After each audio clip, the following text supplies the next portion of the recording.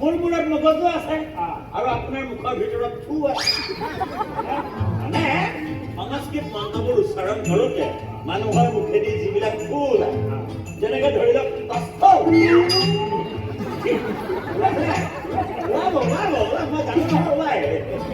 এই যে থু ওলায় তাৰ এটোপাল থুৰ পৰা আন টোপাল থুলৈ যিটো গেপ থাকে সেইটো গেপটো চাই মই কৰিব পাৰোঁ আপোনাৰ মন্ত্ৰ উচ্চাৰণ শুদ্ধ হৈছে নে ভুল হৈছে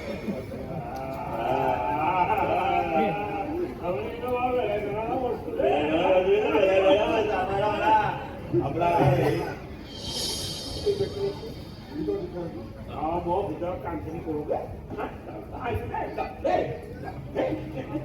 চাবা আকৌ মন্ত্ৰ শুদ্ধ হ'ব লাগিব এনে আপোনাৰ দাঁতত পাত অকণমান বেছিকৈ আছে গম পাইছে কি যিমানে মই সমাধান কেনেকৈ কৰিব লাগিব কাক কৰিব লাগিব তেনেকুৱা মই নাজানো একোৱে গম পোৱা নাই একো ধৰিবই পৰা নাই কি হ'বলৈ গৈছে